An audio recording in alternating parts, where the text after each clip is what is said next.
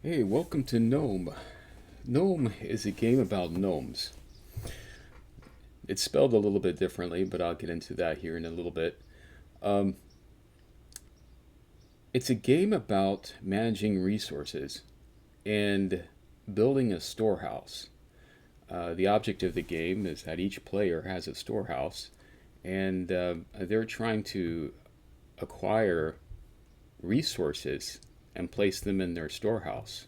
The person with the most points, there's points at the top left hand corner if you can see in the cards. Each player counts up those points at the end of the game, and whoever has the most points wins. Um, when you're first starting out with Gnome, the best thing to do really is to lay out the cards and familiarize yourself with the cards because Gnome is probably not like anything you've played before. There are actually two stages to Gnome. Um, there's the building, there's a planting stage and a building stage, and they're both happening at the same time during the course of the game. No two games really are alike because depending on what cards you start with will depend on really the flow of the game. And so if you can see up here, let's take a look at one of the cards. This is the metal card. In order to acquire metal, if you look at the top of the card, you'll see a picture of a gnome, you'll see a little mine cart, and you'll see a workshop. What that's kind of telling you is what you need in order to collect this resource. You need your gnome to be on the same row as a mine and a workshop. And we'll kind of discuss rows and how they work later. But at the beginning, just take a look at the iconography that's at the top of the card and also towards the bottom of the card. You'll see a picture just to the, I can't use the pointer to point to it because the way this is designed. But if you look just to the, you look at the word at the bottom of the card that says metal, and just to the left of it, to the top of that, you'll see a picture of metal bars stacked on each other. This is actually what gnome is, the Knome part. It's a language by the gnomes that are written in pictographs. And premise is that if you notice that each of the gnomes, they have these little shiny bits and baubles around them, they use those to be able to see this language because they live so long. They don't write on paper. Paper doesn't last very long and is inconvenient to them. So they write in this special ink that shows up when they're present with their light. And a gnome, Knome, is if you look at all the iconography on the cards, that's what gnome is. It's the writing, the icons on the cards, and so we're looking. And this gnome is a large part of the game because when you're looking at these cards, you kind of have to decipher, okay, what do I need to collect this wood? If you look at the top, you see a gnome. It has to be in the same row with a forest and a workshop. And so you'll have to kind of look at all of these cards first to kind of get an idea, okay, well, this is a workshop, and that's what a workshop icon looks like.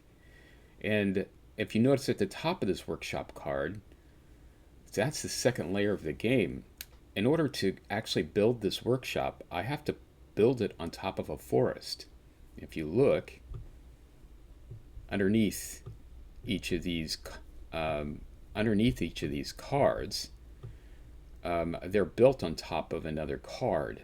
Like for instance, this mine can only be placed on a mountain. You'll see that at the top of the card, place on mountain. If you look at this card, that's the mountain. This card has to be placed on top of a mountain. This card has to be placed on top of the forest. This one has to be placed on top of a forest. Same thing with this. Houses have to be placed on top of a forest.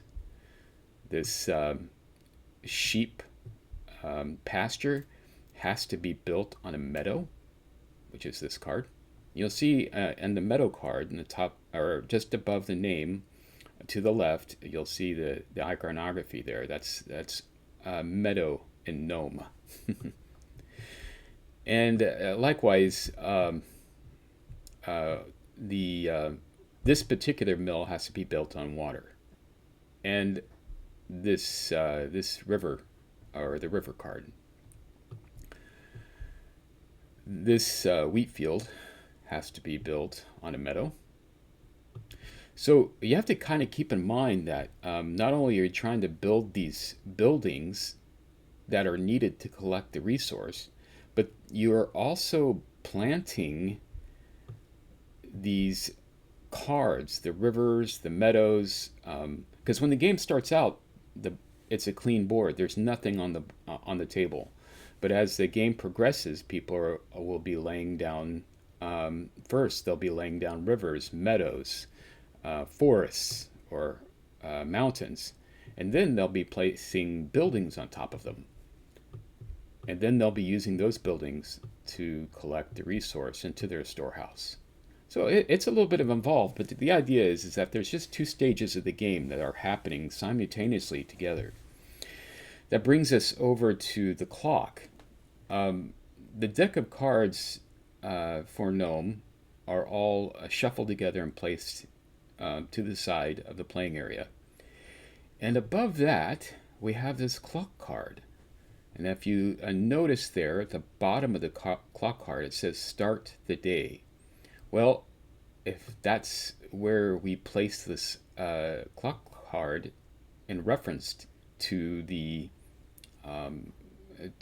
deck, you can think of the deck as a clock, and this clock card is just hands on that clock that are, during the course of the game, this clock card is going around the deck to signify rounds that have been completed. And this is significant in Knome too, because if you notice, this clock has two spots called night and two spots that are called day. And as you progress through the game, the cards that you have in your hand will change depending on if they're night and day, and it'll also change on depending on what you can do with your turn. So the very first thing that we're going to do to start a game is I'm going to go ahead and sit. I'm going to sit here, and then I'm going to click on New Game. 5 cards are drawn, and as I progress through the game, you'll notice that when I get to the round 3, it's now daytime, and all of the cards are flipped over in my hand. That means that if I was at nighttime, I could place a forest on the board, or I could place this meadow, or this other forest. But during the daytime, I have to build buildings, and I can't place. For instance, I can't place this forest during the daytime action. I can only place the house. Whatever you place on the board stays like it is for the rest of the game. Those cards don't move. So during the course of a day, you'll have 2 nighttime actions and 2 daytime actions. And then at the end of that 4th round, you start a brand new day. And again, you start with 2 nighttime actions. Now, that it gets into our gnomes here. At the beginning of the game, when we're first dealt cards, we're dealt 1 gnome. Each player is dealt 1 gnome, and this is it can be a solitaire game, or it can play up to 4 players. So if there are 4 players playing, 4 players would get gnomes, and the remaining gnomes would be placed in a row. This is also part of Knome, and it's part of the time that's left in Knome. If you notice that I am playing a single player game, so I've taken 1 gnome, and there's 6 gnomes altogether. That means there's 5 gnomes in a row. And we're going to start with this gnome here. when the first day finishes, you have to flip over a gnome. And as you go through the second day and 4 more rounds and get to the end of that day, you flip over another gnome. And that keeps going until there are no more gnomes left. For instance, when you get done with the 5th day, and or in this case, let's see here. Yeah, when you get done with the 5th day, there are no more gnomes to turn over. That's the end of the game. So in reality, when you're playing, for instance, in a 4-player game, there are only 16 turns in the whole game because there are only 2 gnomes. There are already 4 gnomes and playing that are playing each other. So there are only 2 gnomes in this row. And so you only have 1 day of 4 turns, 2 days of 4 turns, and then the next day you play 4 more turns, and at the end of that day, the game ends because there's no more gnomes to turn over. So it's kind of a timekeeping mechanism. But the significance of these gnomes turning over at the end of each day, one craft is available. And crafts are like crafts are like anything else in the game, but they're worth a lot more points. So this particular craft is yarn.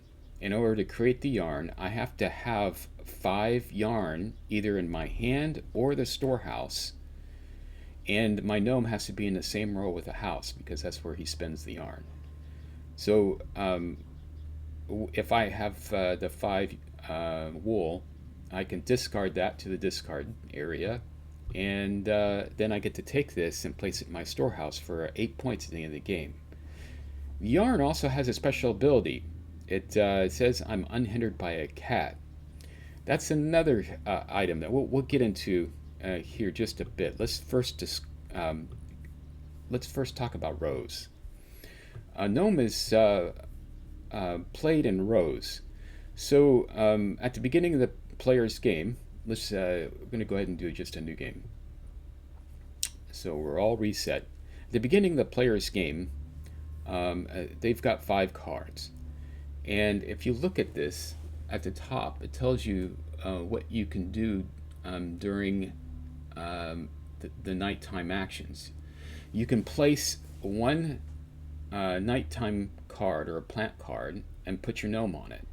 And then action 2 is you discard a number of cards from your hand and you can move your gnome around the board, around the table. And the third action is that you can craft or gather resources, and then at the end of your turn you fill your hand. Now you don't have to do any of those things, but you do have to do them in order. So there are 4 actions that we just described: planting a plant card, discarding cards out of your hand to move your gnome around, craft an item or gather resources, and then fill your hand. So we'll talk about that. So the very first action is to plant. What we have here, we have 2 pasture cards and a wheat card. So maybe what we'll do is we'll make a sheep pasture, and that might not be a bad idea because we do have wool coming up that we'll need for this craft in a number of days. So what I do is I'll put my meadow card out, and then I place my gnome on it. Now that gnome is on the board, and that's significant because in the course of the game, players will be building cards, and they'll be building cards in rows, and the rows will either have it horizontally or vertically, but there can only be 4 cards per row. So let's just say that I had more cards here. That's the end. I can't build a row any bigger than that. So maybe I'll build off of here, and I'm building here. And all the time that I'm doing that, my gnome gets placed on whatever I planted that round. That's where the gnome goes. So he kind of moves around the board that way. It's a way to be able to move your gnome quickly to the other side of the board. So if I place this here, I would have to put my gnome there. And again, this starts a brand new row. So for instance, let's do this over here so we can see. So let's say that that's there. Um, we have, we can have 4 cards in this row. So you can kind of see the idea.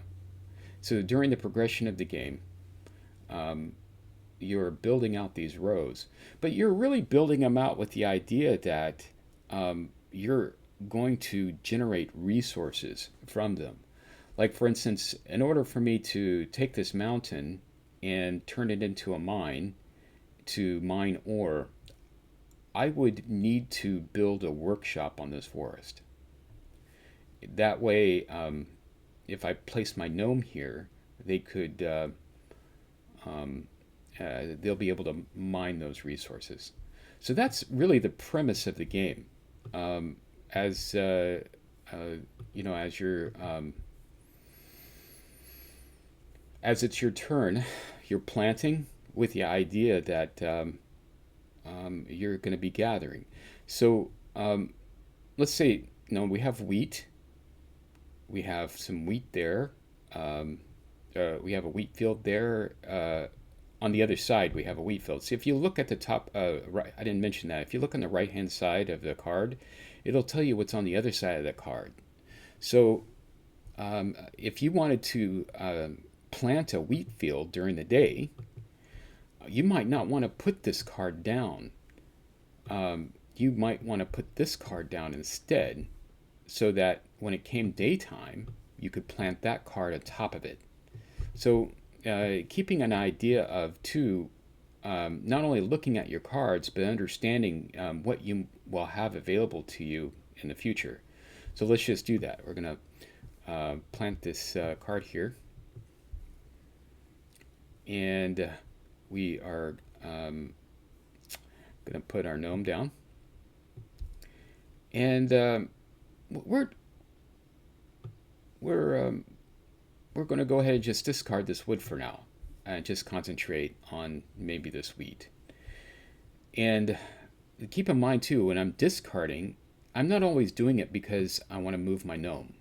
So if I discarded that one wood, I can move my gnome one space as long as I'm moving on top of, another card. That also brings me to another place where there are blocking cards. For instance, when you're moving your gnome around, when you're first placing a mountain, like let's just go ahead and do that. We're going to go to the second round. And but first, I'm going to draw out some more, fill my hand, and then we're going to go to that second round. If you look at the that mountain card, where did I do with that mountain card? Because I'm planning it now this round, I could place my gnome on it. I'm supposed to place my gnome on it. That's the only time that this gnome is going to be on that mountain. Otherwise, if he was here, he couldn't move onto that mountain because the mountain is a blocking card. Rivers are a blocking card. If that river was here, I couldn't move my gnome there because he doesn't have any way of crossing the river, and he doesn't have any way of crossing that mountain. So rivers and mountains are blocking cards. And that brings up another layer. You have to be aware of the fact that you're not only building your storehouse, if you're just concentrating on building up your storehouse and not observing what other players are doing, you'll lose the game. So there really is this balance that you have to reach when you're planning your next move. You may need to be more worried about blocking somebody that is going to be collecting resources soon, as opposed to doing collecting the resources yourself. You have to be concerned about all of these things because there is a yeah. For instance, let's say that we have a workshop here, and we had developed our mine. Okay, we have. Okay, let's throw out some things here. Let's say that we have this here, and we want one more card here. Yeah, we'll use this road here instead. So we have a workshop here.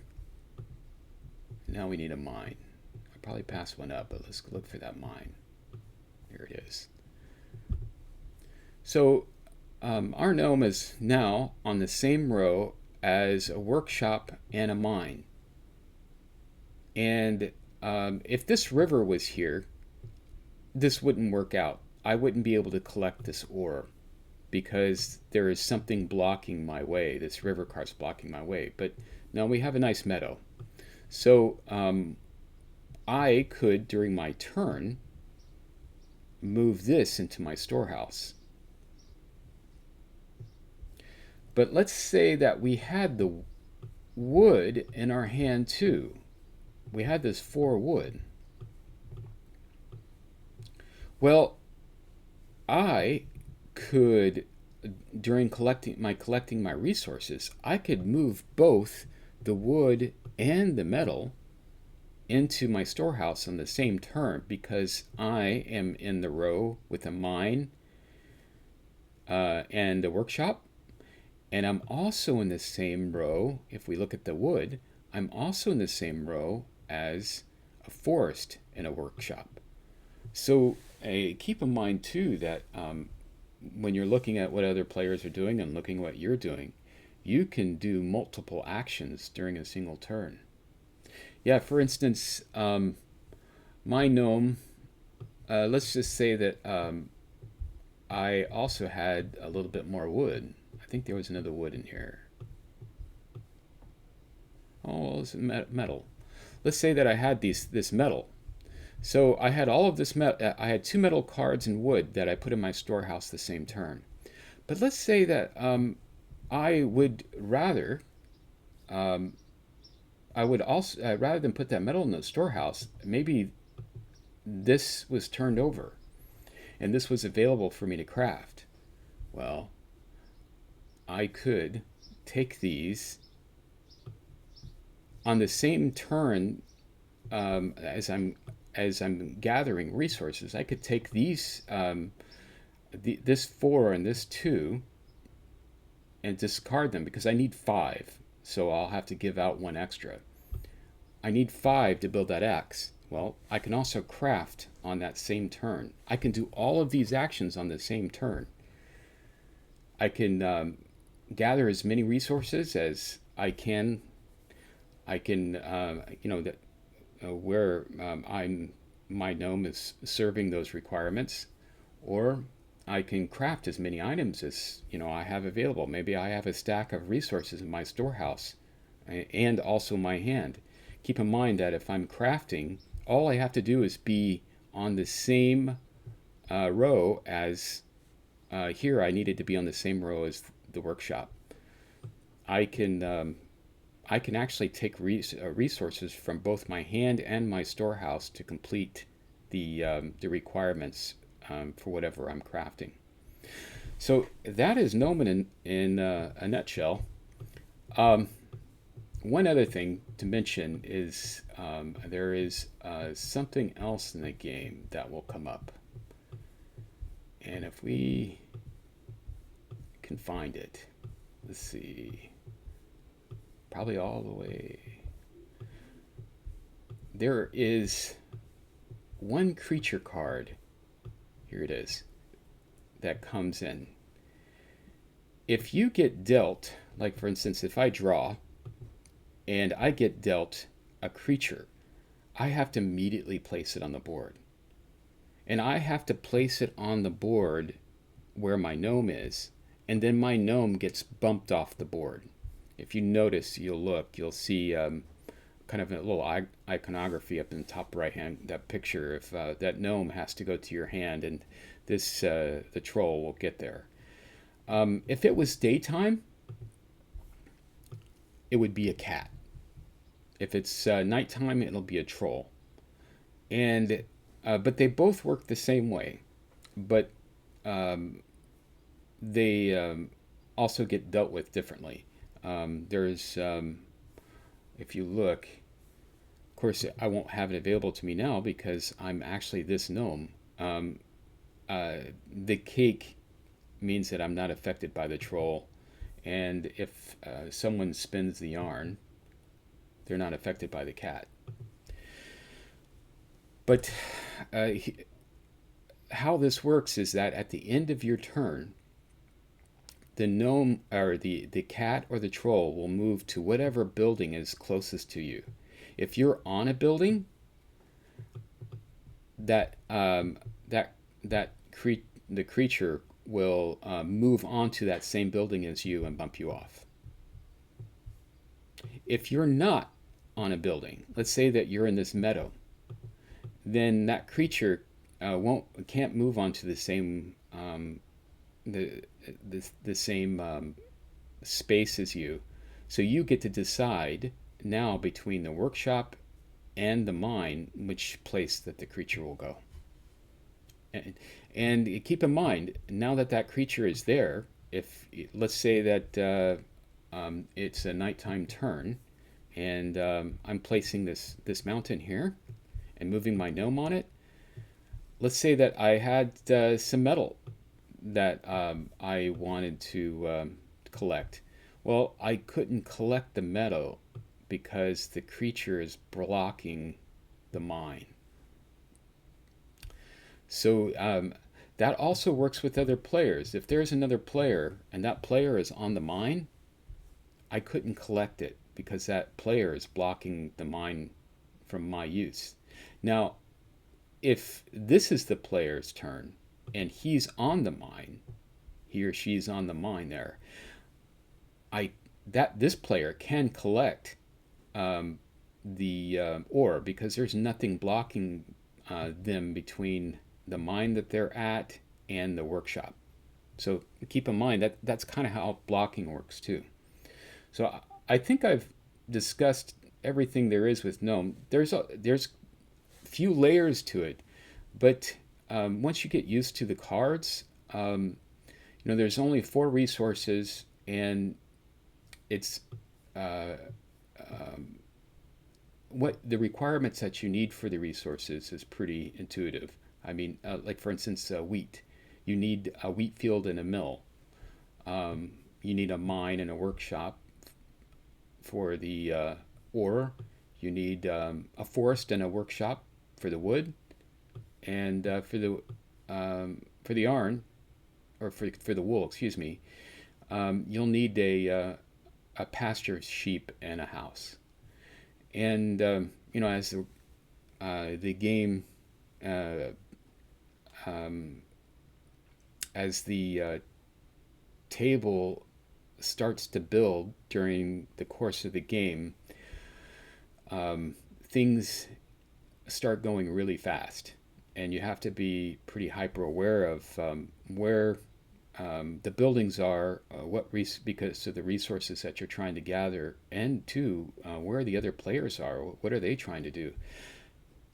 Your hand is exposed during the course of the game. That's something about Gnome that is also unique.